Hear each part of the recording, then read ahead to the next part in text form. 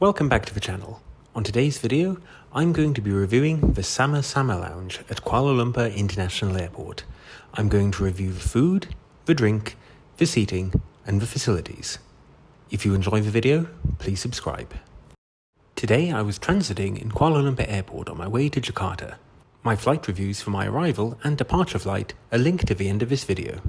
With a few hours to kill, I decided to head over to the Sama Lounge, which I accessed with my Priority Pass card. Located near Gate C5 in Terminal 1, the lounge is approximately a 5-minute walk from the main terminal area. The lounge was virtually empty when I arrived, and according to reviews that I've read, it tends not to get too busy, so it may be a good choice if you prefer a quieter lounge. As you can see here, there was ample seating available, including seating near a television if you wanted to watch the sport matches. There were in fact 3 seating areas available. There was this one, which is near to the bar and the entrance to the lounge, as well as this separate seating area, which has views overlooking the tarmac. I've got to say, this lounge gave off a really nice vibe. It was so peaceful and quiet. Plus the seating was a high quality and very comfortable to sit in. Here, you can see the views that you get.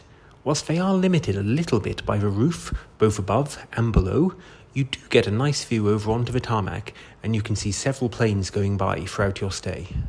Even when the lounge got busier later in the day, this side room was virtually never occupied. As I mentioned at the start of the video, there's a separate bar area which offers complimentary spirits and wines during your stay. I didn't sample any during my stay, as it was very early, too early to be drinking, but it looked an impressive selection.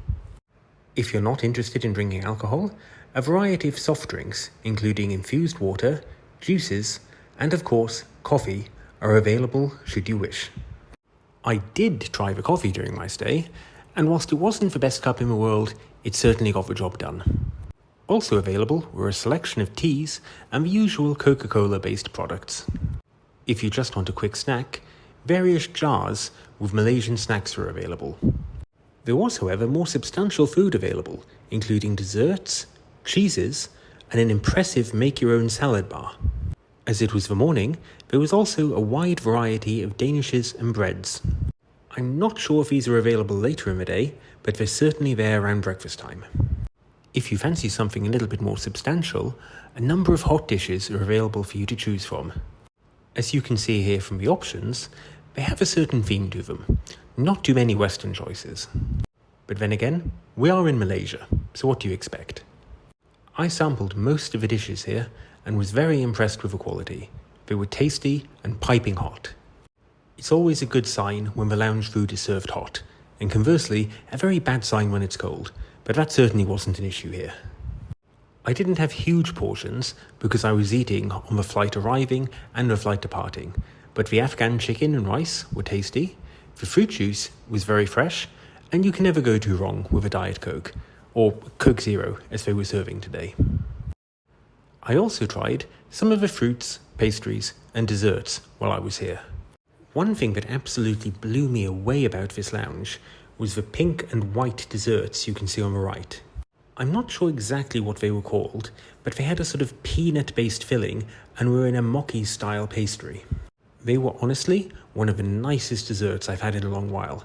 I even took this separate video to show you the inside of them.